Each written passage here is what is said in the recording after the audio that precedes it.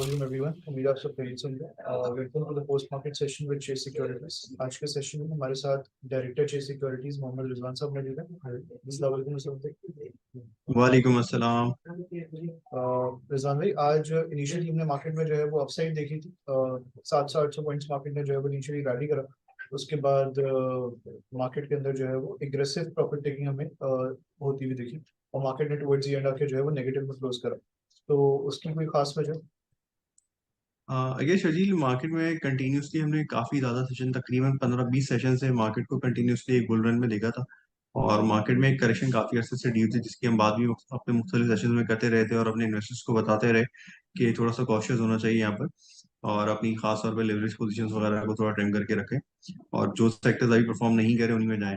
तो आज हमने ये देखा कि मार्केट में जो है एक अपनी इनिशियल स्टार्ट में मार्केट ने अपने अपनी प्रीवियस नेचर को कंटिन्यू करते हुए मार्केट ने एक बुल रन को से स्टार्ट किया, 800 पॉइंट प्लस गई, और उसके बाद फिर मार्केट ने सडनली करेक्शन लिया और फिर मार्केट 250-300 पॉइंट के करीब जाके एक टाइम पे 400 हो गई थी, उसके बाद फिर 200 के करीब मार्केट ने जो है ना अपनी क्लोजिंग दी है 200-250 पॉइंट।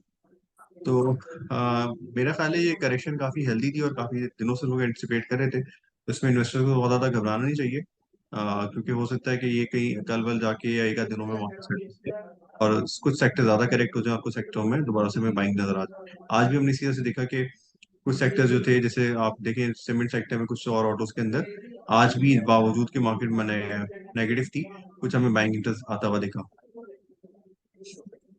अच्छा रिजवान भाई, अभी पिछले कुछ सेशंस में हम ये नोटिस कर रहे थे कि सबसे ज्यादा पॉइंट्स मार्केट में जो है वो बैंक्स की तरफ से आ रहे थे। और आज हमने ये देखा, बिल्कुल ही फ्लिप साइड सिनेरियो जो है वो होता हुआ नजर आया। नेगेटिवली जो है वो बैंक्स ने कंट्रीब्यूट करा टुवर्ड्स इंडेक्स, और एचबीएल को अगर हम देखें, एमसीबी को देखें, बैंक ऑफ द वीक को देखें, तो काफी पॉइंट्स इंडेक्स के जो है वो शेड हुए due to profit taking scenario in the banking sector. तो इसकी कोई? आई गेस आई गेस अगर हम अपने रिसेंट लो से बैंक्स को देखें तो मेजॉरिटी बैंक्स में 30% एंड अबव का गेन आ चुका है।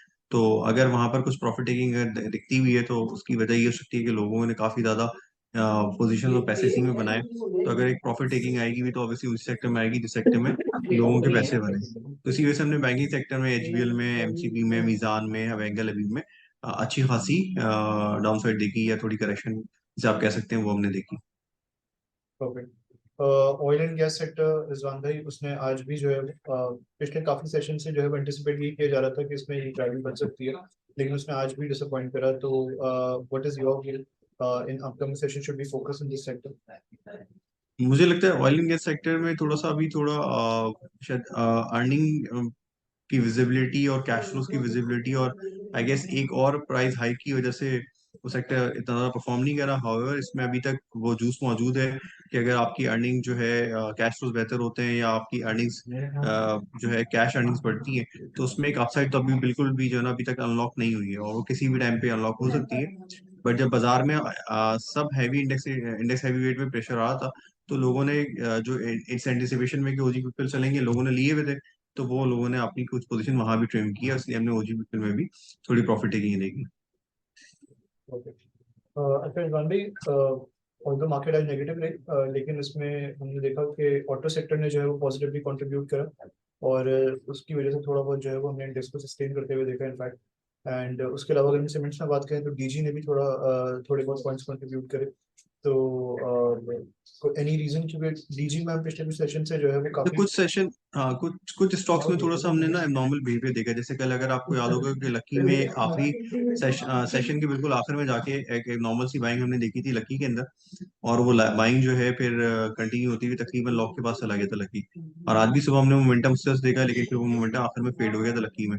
लगता है ये कि जो एमएससीआई के रिव्यू जो ड्यू है कल और परसों में, उसके कुछ स्टॉक्स जो हैं जिन जो उसमें एडिशन डिलीशन हो रही है, उसमें हमें एक आध दिन एक इस तरह की स्पाइक दिख रही है। मुझे लगता है शायद डीजी खान के अंदर आज जो है वो उस तरह की एक्टिविटी देखने में आई है कि जिसकी वजह से जो है ना हमें डीजी में एक शार्प स्पाइक दिखी, डिस्पाइट कि बाकी सीमेंट सेक्टर अच्छा परफॉर्म नहीं कर रहे थे, पाइनियर माइनस में था, लकी माइनस में था, बट सिर्फ डीजी खान अच्छा परफॉर्म कर रहा था। आपने एक सवाल ऑटोज के मुतालिक पूछा था। ऑटोज में हो ये रहा है कि जब से एक्सेल लोड लगा है, दो कंपनी ज्यादा परफॉर्म करी, जिसमें गंधारा इंसान और गंधारा इंडस्ट्रीज। तो गंधारा ऑटोज और गंधारा इंडस्ट्रीज, इसमें लोगों की एंटिसिपेशन ये है कि अगर जो है एक्सेल लोड कंटिन्यू करता है तो ट्रक्स की एक बहुत एबनॉर्मल डिमांड आ सकती है, और उस डिमांड की वजह से जो है आपका जो है ट्रक की सेल्स वगैरह बढ़ सकती है।